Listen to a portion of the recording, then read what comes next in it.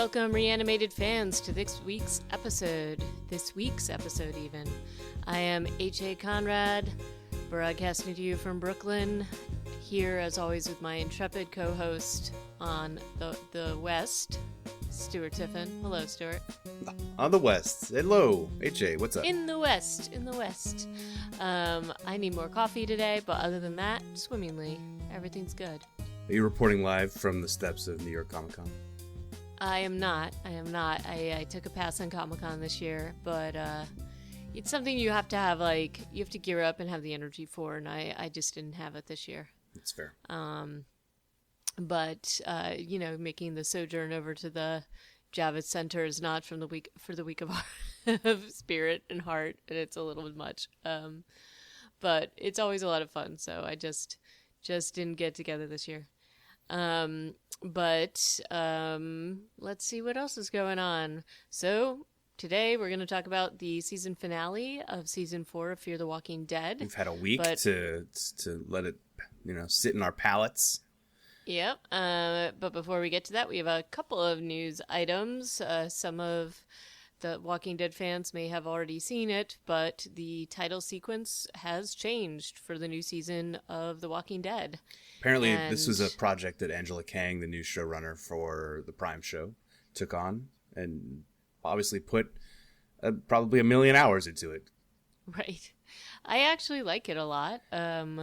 So it's I think it's sometimes cool when they mix it up, and I do like some of the animation in this. The Ravens line are pretty cool. It's very animated. It was a stark contrast from the music. I think is just longer. They might have a shorter version of that title sequence, because usually the title sequence is pretty short on these shows, and this is 56 seconds long. That's too long for this kind of show, I think.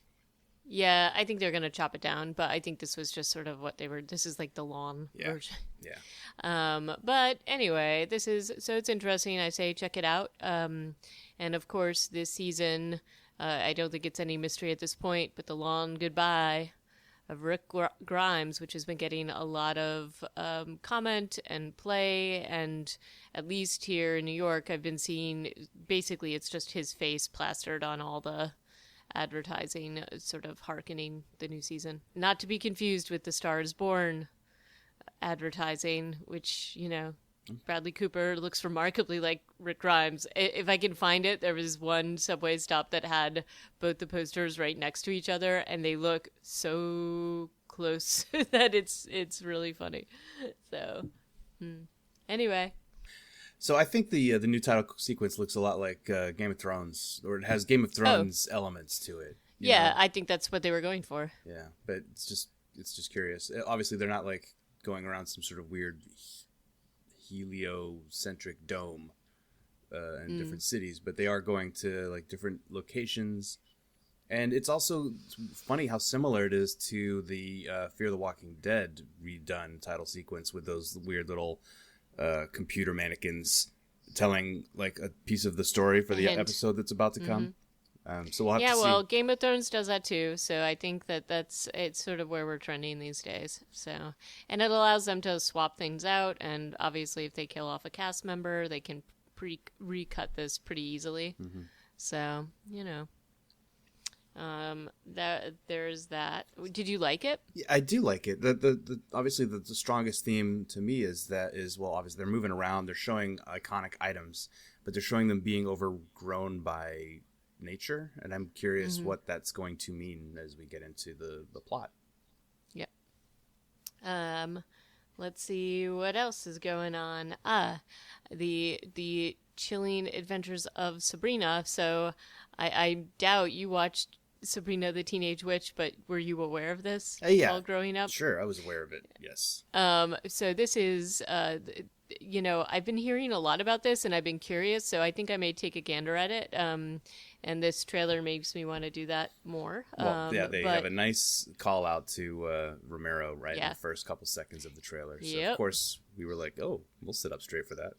Yeah, and, it's a little bit, it's in the same line, and it's the same kind of creators in terms of the graphic novels and stuff with the new Archie Riverdale stuff where it's more gothy and dark and supernatural, and sort of, so this started out as kind of a side story, or an offshoot of that, and so we'll see. I'll give it a gander.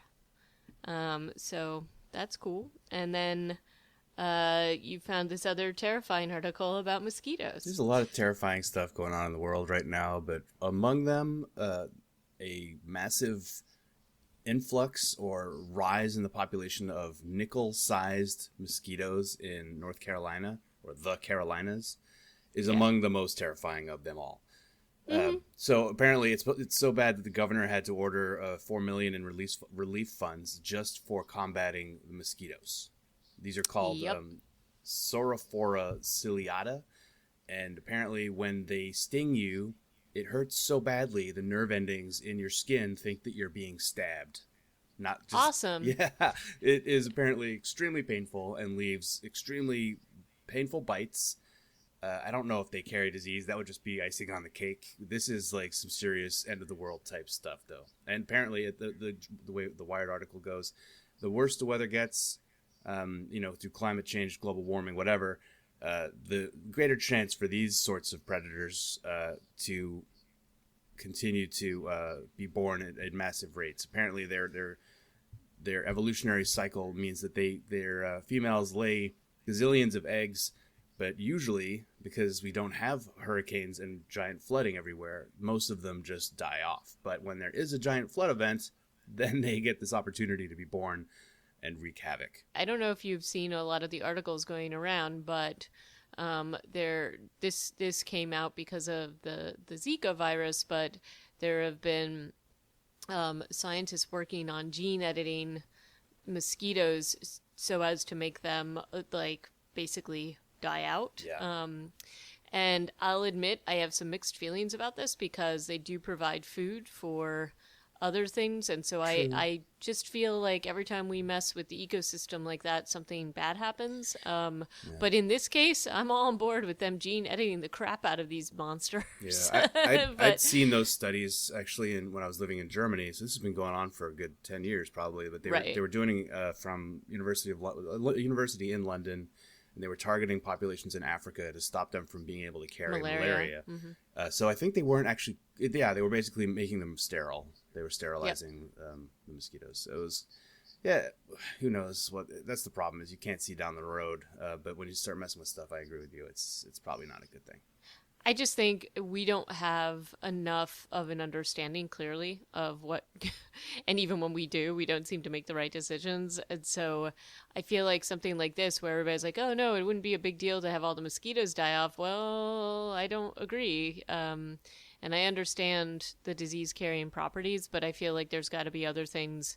There's a reason why they exist, right? So, but in this case, climate change is gonna, I think, we're going to see more and more of these kinds of things happening. I mean, we've already seen a bit of it just with some of the invasive species propagating and kind of coming up north. I don't know if you saw the whole crazy thing where it's sort of like the pythons in Florida have been starting to sort of migrate a little bit because it's not quite as cold as it used to be. Mm-hmm.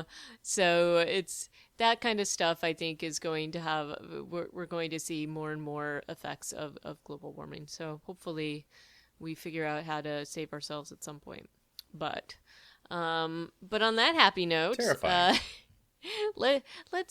let's get into the season finale of Fear the Walking Dead, season 4. So, how did you feel about this? This episode had me Googling a lot of things afterwards. Me also too. Had me shaking my damn head at me the too. screen. So I don't know, and honestly, the things I was Googling were like, that seems super dumb and unrealistic. So yeah, I guess that's, if I were to sum up how the episode went for me, shaking my head at character choices and questioning the reality of the situation in a zombie apocalypse. I know, whatever. Yep. Well, first of all, one of my issues with this season has been the things that you and I have talked about, what the choices that certain characters make that totally go against anything that you've learned about them just because they're trying to move along a plot point or get to a certain point, and because it becomes more convenient to do so. I felt this all the way through this episode with Morgan, with Althea, and I felt it right from the beginning because... Althea, right from the beginning. I mean, Althea, is she going to get jumped by this crazy woman? No way. No way is Martha going to get the jump on Althea. Ever.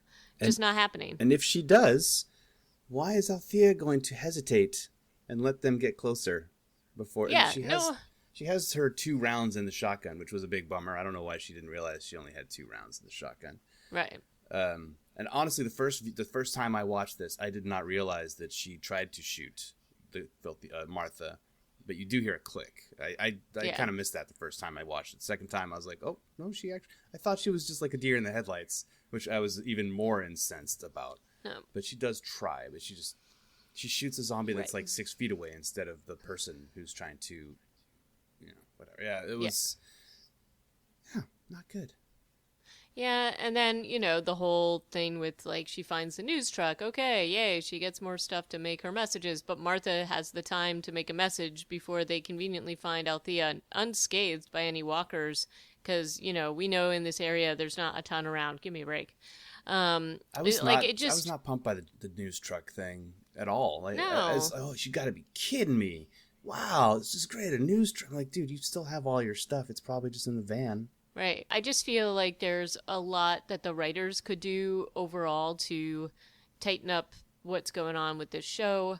And they do a lot of, like, gymnastics. Character gymnastics is what I would say, to get to the end of this particular episode, which I just didn't appreciate.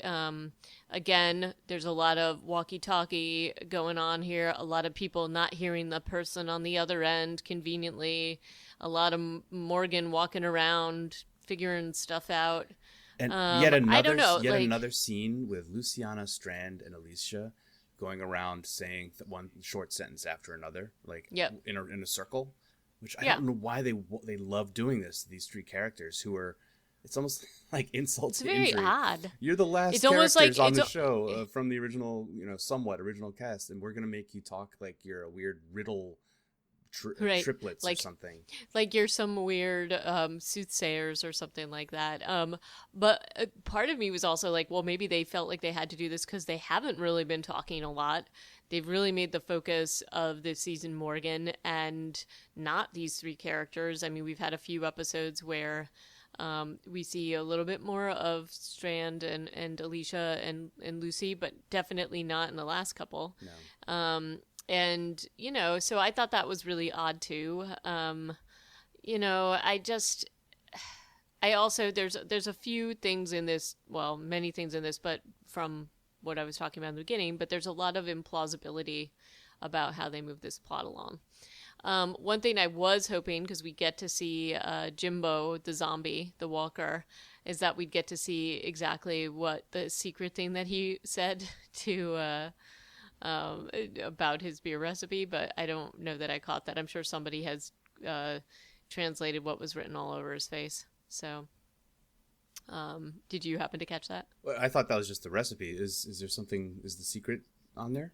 Do you have like? I don't know. Maybe it is. I don't know. I just was curious. I was too lazy to look that up. Although I looked up quite a few other things during this episode. That was not one of the things that had me Googling. Yeah, I mean, well, let's compare notes later. Then there's the sort of I think my biggest thing. Like, I don't mind Morgan having some kind of a soul-searching journey, figuring things out. I don't mind that stuff.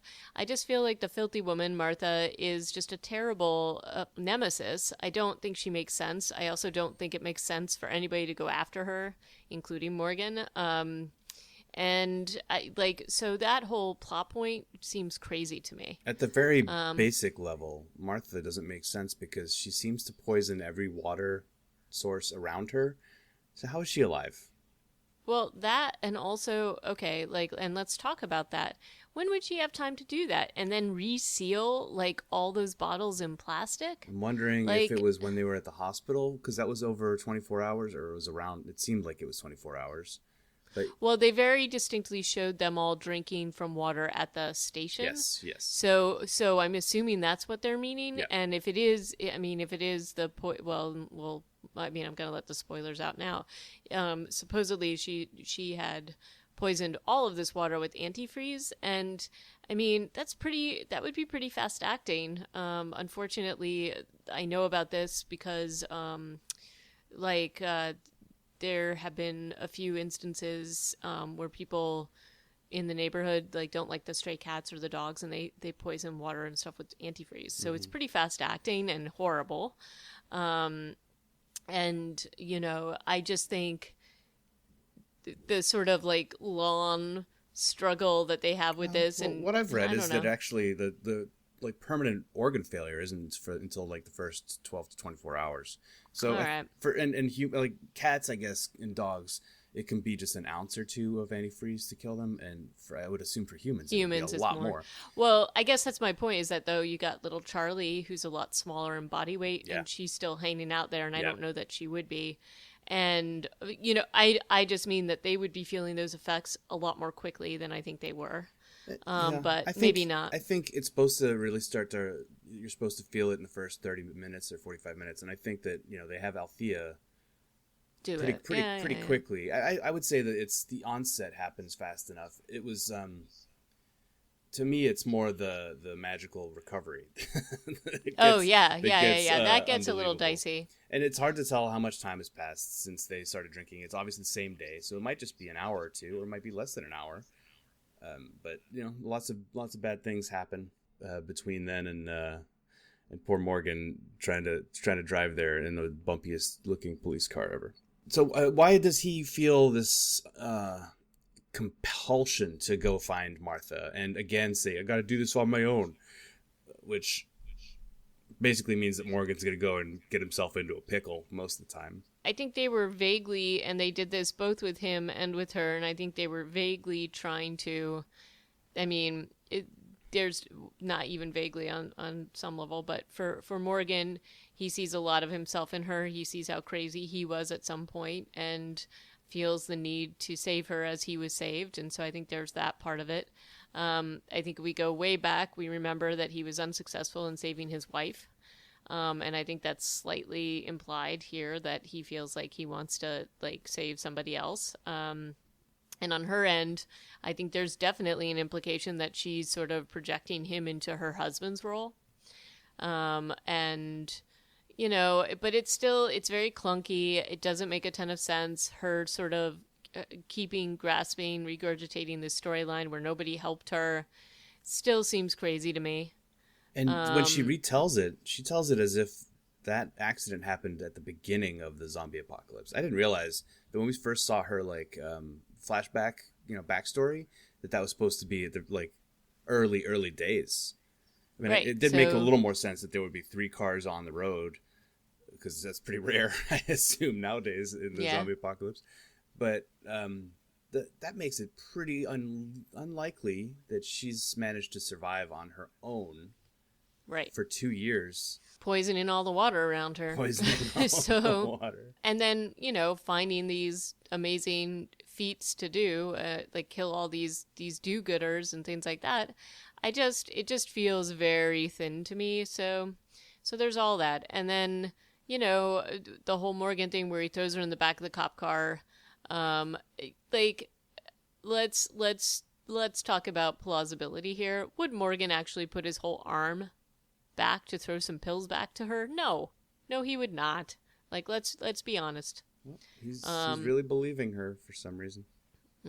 Yeah, because instantly this crazy. Yeah. Anyway, so there's so many moments like that where I was just like, really, guys, you couldn't figure out a better way to move this along. I don't I just feel like it's very sloppy. What's annoying is this phase of his relationship with Eastman. Well, their entire relationship was done in 1 hour episode, right? True. But this phase of his relationship with Eastman was okay, I'm going to disarm you because I am way superior to you in every. I mean, Crazy right. Morgan was always just trying to kill everybody straightforwardly. Right. Filthy Woman's trying to kill everybody in kind of a backhanded way, so they're not apples to apples. But right. Eastman was way better at this part than Morgan has turned out to be. Right. You know, just the part where you render them harmless and then put them in a cage and then kill them with kindness for a while. He's trying to kill her with kindness when he doesn't have control over her. So that just, it's frustrating for him. I'm sure it's frustrating for him to be like, Eastman was so much better at this than I was. And then there's the sloppy walkie-talkie stuff, which just... never ending. I hope we don't see a single walkie-talkie next season. That's for sure. Using this throughout this season has been the bane of my existence. I'm just like, oh my God, I hope all the walkie-talkies die.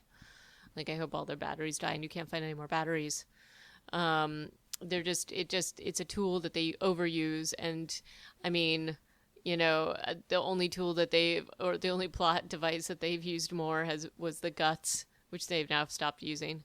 But anyway, like the whole sort of like, oh, it's antifreeze and now ethanol and ethanol will cure it. And then that whole thing, like, I agree with you. Like, I also was just like, how long would it take that to drain with like a few holes in it? Probably they'd still be able to get a bit out of it, I would imagine. Did some research that, it takes, so tanker trucks are typically like 9,000 gallons. There's a lot of leeway there, but 9,000 gallons. It's a lot. It takes probably an hour and a half to fill a 9,000 gallon tank through a hose that is 3 or 4 inches in diameter. Granted, there's a lot of bullet holes, but I'm pretty sure it would take 30 minutes to empty. I'm thinking all that ethanol. And even if it only takes 30 seconds or less, why can't they just put a freaking bucket under something there? Under it? Something. So anyway, there's that. And then, you know, the other convenient point is that, you know, Jim once again saves them with his beer. Well, I thought that all this stuff had been stolen. Maybe I'm wrong, but the fact that there would be stuff left over seems a little implausible to me. But okay. You know, I'm cool with them. I'm cool with Morgan bringing the beer back. I would not drink beer that's been sitting in the Texas sun for 2 years. Yeah. Well, you know. So apparently beer does have a little bit of ethanol in it, but it does not have enough. I think it would, but you'd have to drink probably gallons of it. From what I've read, to the actual, like, the intravenous alcohol, not intravenous, sorry, the drinking it version of the alcohol cure, you basically have to drink cup after cup of grain alcohol. Well, it's supposed to be a high alcohol content beer, no? Or am I He crazy? said it's got enough alcohol to give you a decent buzz, but that's still going to be no more than, 8%, maybe 10 at the very most. Whereas, you know, grain alcohol is like 50% alcohol. Do the math, I guess. And it's not, I don't feel like this is a cure that would have anybody sitting up and, like, doing cheers, because you basically have to drink yourself to alcohol poisoning levels. It's like chemo, you know, poison yourself to kill the other thing that's in you. And the grossest part about the antifreeze is that apparently after, you know, several hours, it starts to it crystallizes inside your body. And so the alcohol is supposed to be like breaking down. Oh God, it just sounds so gross. And I really hope that I never have to actually live through that. But I don't think that they would have. Nope.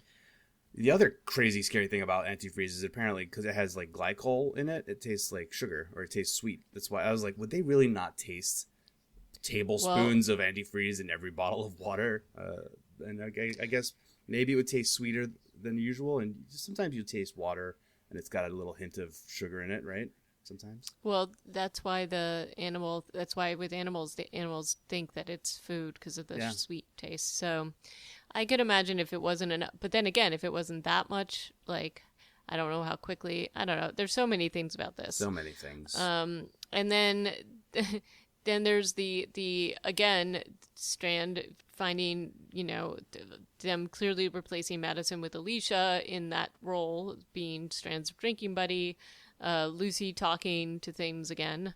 And then Morgan suddenly deciding they're not going to Alexandria, that they're going to help people, and having yet another kumbaya moment at the end. I just, you know, I hope they find their way in the next season and stop with this silliness, because this was a lot for me to take. I actually couldn't wait for this finale to end. So, well, at least that was me. I was somewhat buoyed by the fact that they're looking to do some Mad Max stuff starting next season. There's potential there to be good. We'll see. It is a little bit too like, we're going to do this. We're going to save the world. But you've got to start there. And then, unfortunately, we get to dash all of their hopes and dreams next season, which is what we know that the new showrunners are great at, disemboweling casts and breaking down happy communities. Even if the members of that community get killed off camera in a way that we don't know if they actually are alive or dead. Well, and I did see that the showrunners were hinting about Daniel Salazar making an appearance but they were very coy about when he would make an appearance again and in what part. So curious. Yeah, so it was interesting because it was, I mean, maybe they're just messing with people, which is totally plausible, but basically talking about how he might make an appearance in, they said, the Walking Dead universe broadly. So, I mean, I wonder if he's going to pop up in Alexandria. Who knows? Well, yeah, that would be cool. Like Daniel Salazar in Alexandria would be awesome. Oh, and that would be great if he shows up even in season 9. That would be fun. But whether they could hide that spoiler to this point, I don't know. Yeah.